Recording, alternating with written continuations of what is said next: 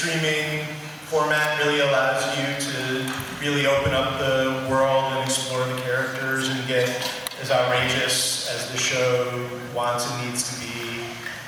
They have frankly, the budgets to do it right. This needs to feel as good as it has to have the quality of the superhero stuff that's happening in the movies. Like this one cannot feel like a parody. It has to feel like the real thing, and Amazon has the resources to give us that. And they've been creatively just amazing. They've really given us the chance to really make this strange, perverted show.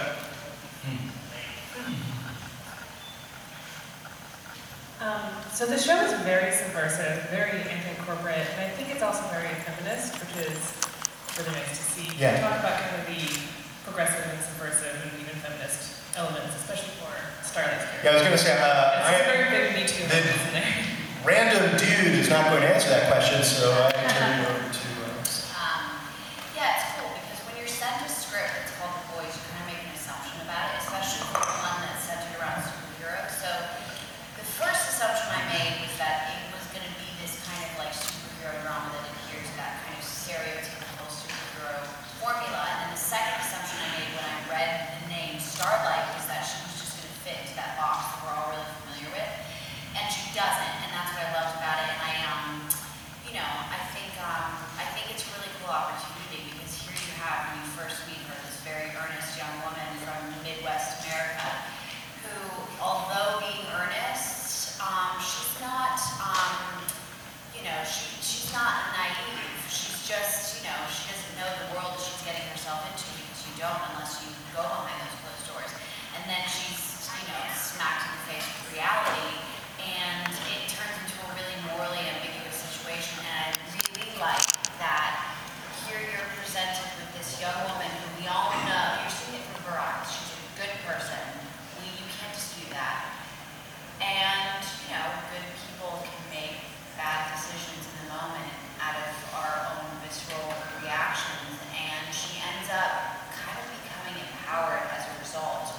And I keep coming back to the same saying because I just think it's the most applicable one for the situation, which is that sunlight's a really good disinfectant. So I'm glad that we're kind of exposing these stories and making them less and less taboo so that, we can, honor people who have been through these types of things and prove that, you're not always a victim coming out of it, but maybe you're a stronger person.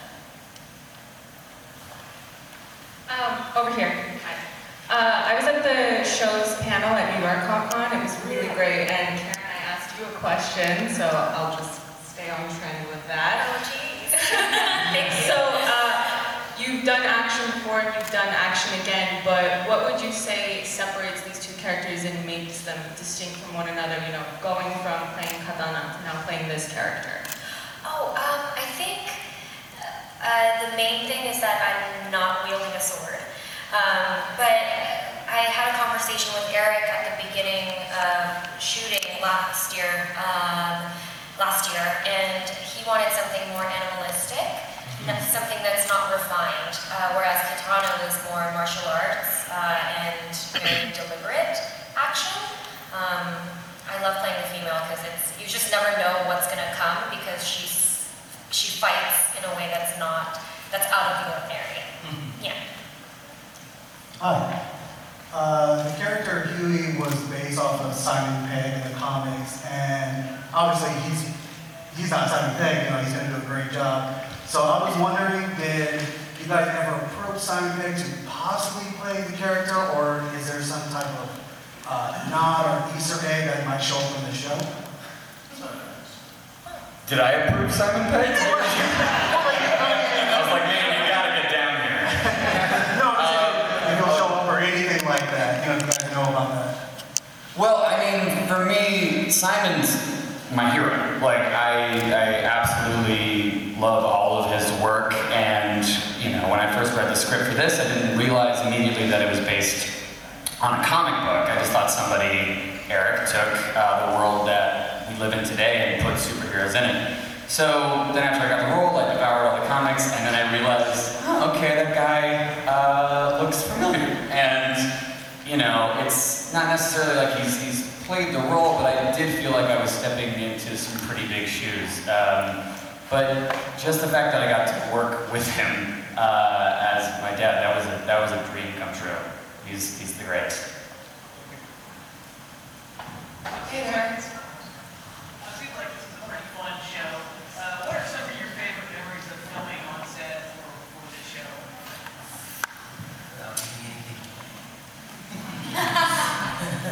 Carl killed that question without giving anything away.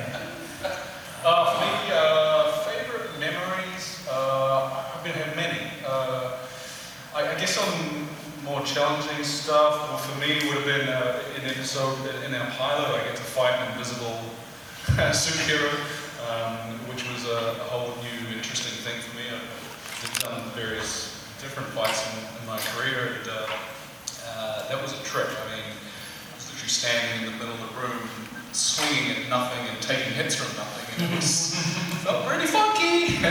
But yeah, you know what?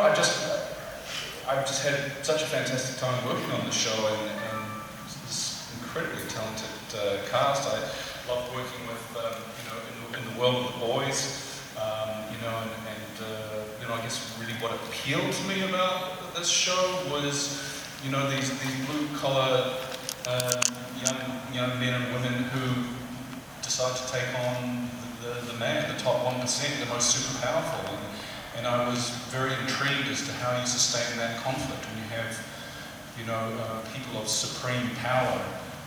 How do you take those down? And for me personally, it just seems like every time I turn on television these days, I get to see that reflected in current events.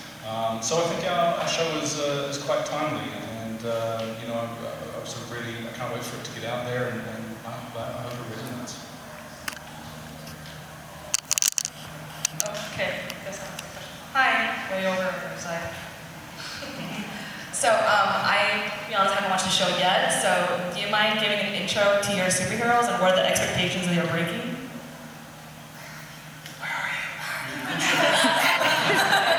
Introduction to superheroes and what your powers are? Like what the powers are and like what... Introduce superheroes. Okay. I'm happy to. Take it away, Deep. My name's Chase Crawford. I play a character called the Deep. He's an aquatic superhero. He talks to porpoises and other crustaceans. They're his only friends. He's deeply insecure about it.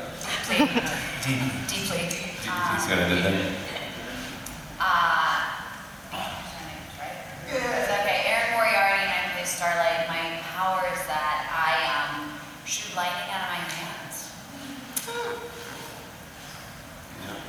I'm done. Okay.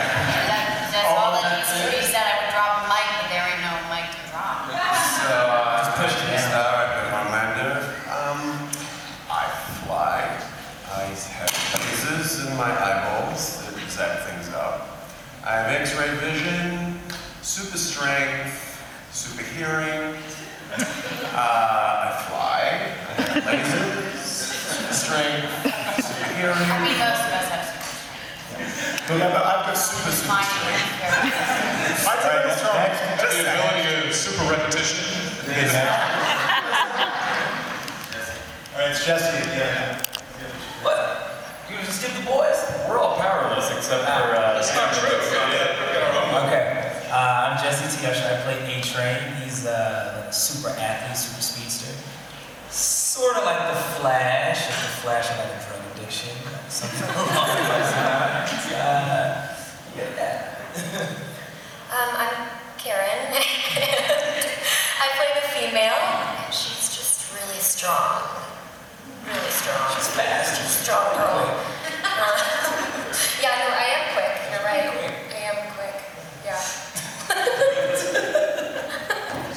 Agile. Angry. Super Angry. angry. Yeah. I have anger problems, but Most of us do. Okay. So with the comic, as you all know, it's pretty in your face and pretty brutal. What were some of the challenges that you faced adapting that, and any changes you had to make, or some additions you added? I'll take it. Yeah, the comic is incredibly shocking, super outrageous. And look, we wanted to capture that subversive spirit of kind of anarchy. But by the same respect, I think we didn't want to be shocking for shocking's sake or exploitive. You know, I don't think that really works in a TV show. I think you need to feel you're in the hands of confident storytellers.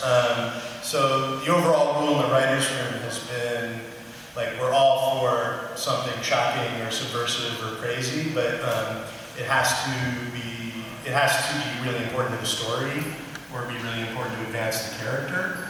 And if it is, if you can't tell the story without it, then we'll do it. If it's just in there just to be crazy, in general, we kill that pitch.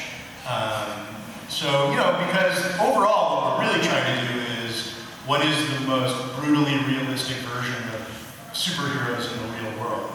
And with superheroes as insecure and fucked up and self-serving and selfish as real humans really would be, and you gave them superpowers, they would all be super Bill Cosby. I mean, it'd be insane. And so, did I say something? Is it too soon? Too soon for all you fucking Bill Cosby fans in the audience? But,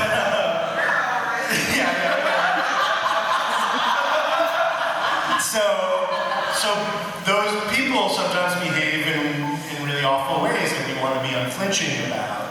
But by the same respect, it's not meant to just to be shocking. It's meant to tell a real story about real characters.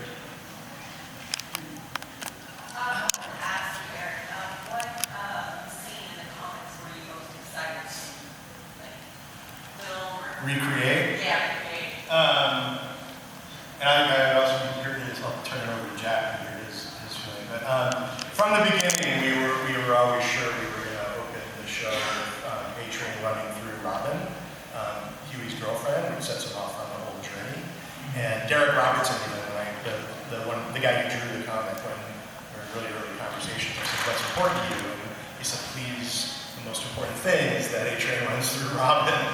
And I was like, well, that's really important to me too, and we're definitely going to do it. And just because to me, like, that really sets the tone of what this show is going to be. And again, the reality of if you were a speedster in real life, like, occasionally you would be running through people. So I just loved it for the shock value and for, like, the logic behind it. What was it like filming it, gentlemen? Both of you. It was really gooey. It was covered in a lot of stuff. Shot with an air cannon. But despite all the special effects, it was a day where, you know, it was a really important scene. It's crazy, but it sets my character on his entire journey. So it was one of the most challenging, but one of the coolest and most surreal days I've ever had on the set. What about you, Jessica? Yeah, it was an honor to run through your girlfriend. Absolute honor. Yeah, that was pretty much sold me on the things. And you get to kill Huey's girlfriend. I was like, sold. I don't even know much else. No, but Eric had a great adaptation of it. You know what I mean? It was very as real and grounded as it could be. It wasn't just crazy for crazy's sake. You know what I mean? It felt there was a lot of other elements involved in that scene that kind of just took our minds away from what was happening. And that's, you know, a testament to Eric and, you know, everybody involved. And I think that's kind of something that carries over throughout the show. It's like we're doing a lot of really crazy shit. There's so much going on. It kind of just keeps us in those moments. Hi, my name is Irene. I'm with confreaksandgeeks.com. And I had a question for the boys, right? Because you guys are kind of the underrated superheroes. What are some of the ways that your morals clash with the characters that you are playing? Sorry, could you please repeat? Sure. What are the ways that your morals clash with the characters that you're playing? I mean, we do some messed up shit. I feel like, you know, us as actors would not be getting into half of, maybe even 90% of what the boys get into, but, you know, we're doing it for a good reason. But yeah, it gets into definitely some dicey territory, so there'd be some differences for me. Yeah, I mean, when you talk about dodgy, definitely Billy Butcher morally crosses a few lines that I find personally quite repugnant.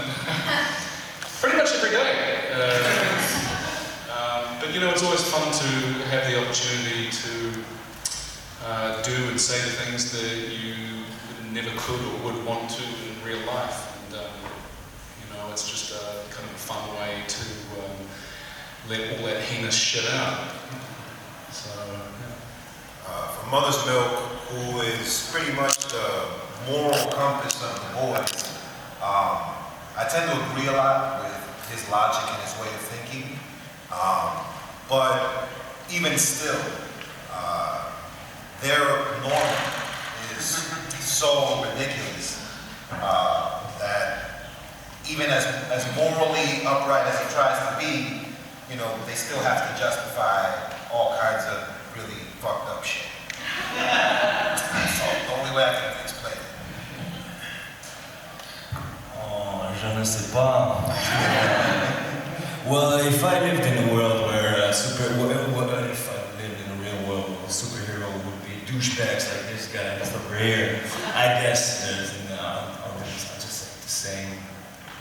That's scary.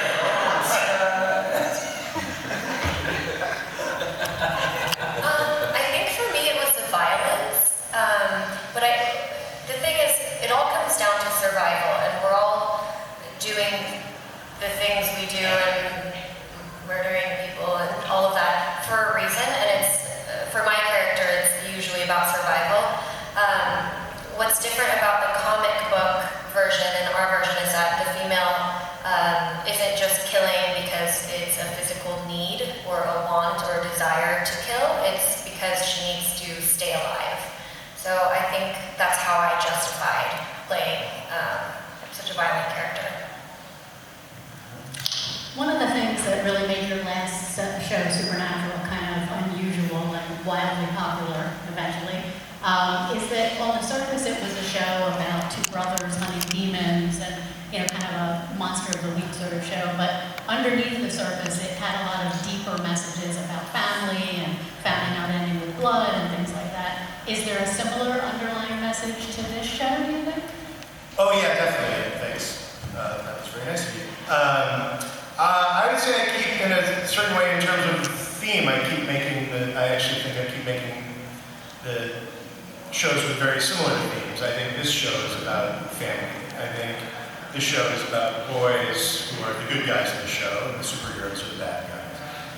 The boys are the heroes because they stick together and they show each other loyalty and they've got each other's back and they're willing to admit vulnerability and weakness. And they're scared and outmatched and outgunned, but you know, they're taking on these powerful forces, not dissimilar from the way Sam and Dean would take on monsters and demons. But I think this is, but you know, it's specific to this area, and I think the thing I want to say, and I think we all want to say making the show, especially in today's day and age, like, what I love is the heroes in the show are the people that can express vulnerability and weakness and be imperfect, and the villains of the show are these sort of slick people who stand in front of the world and can refuse to admit any sort of weakness and somehow think that demonstrating or projecting strength at all times is somehow good, when what it is dictatorial and autocratic and total bullshit. And so the people who appear to be strong in the show are actually quite weak, and the people who are weak in the show are actually quite strong, because we all need each other as people. And so there's a thematic to this show underneath I mean, look, the show's really about superheroes are real. If they were real, they'd be dicks. Here's the team that fights them. And you can watch the show and have a blast at that level, but we spend a lot of time building the iceberg under the water, with the emotion and with the satire and with the thematics to make sure that there's a real deep level, a real deep level if people want to explore it. Eric, I just feel that you really eloquently described the superheroes as presidential. I see what you did there. Final question. In the series, you do deal with a lot of very dark and serious situations, but also manage to cover a lot of comedy in the mix. Has it been difficult to sometimes create at the same time as well as swap between the two topics? I'll ask them because they're the ones who have to deal with the dialogue that goes from something really serious to funny. So, how do you guys do it? Well, my guy's pretty dark. Yeah, like Eric was saying, I'm the guy who has laser eyes, who flies, who's the strongest, and outwardly, just arguably the strongest member of the Seven, or pretty much the leader of the Seven, the strongest superhero on the show, but I always look at it as the weakest person on the show. Because all of it is driven by insecurity and need, a desperate desire to be connected and part of something that you can never truly be a part of. So, underneath, on the surface, we get all these scripts with all this wacky, crazy stuff, which is so much fun to do, but it also has to have this anchored, emotional truth. Otherwise, we're kind of at sea, and we've just got these pieces floating in the air that are disconnected, and I think our job, which Eric has made very clear, and he's really great about collaborating on, is just to create an environment of play and experimentation on set, and really push the boat out, continue to try and find new things and push and push and push. And then, he's got the God's eye view and the editors, they come in and they find out what those parameters are, especially in the first season of the show. It should all be about experimentation and keep finding it. So we all just, we trusted him. And for what, we're all really positive about the show, and it's just been a fantastic thing to be a part of that process. Thank you everyone for coming. The next show I will be part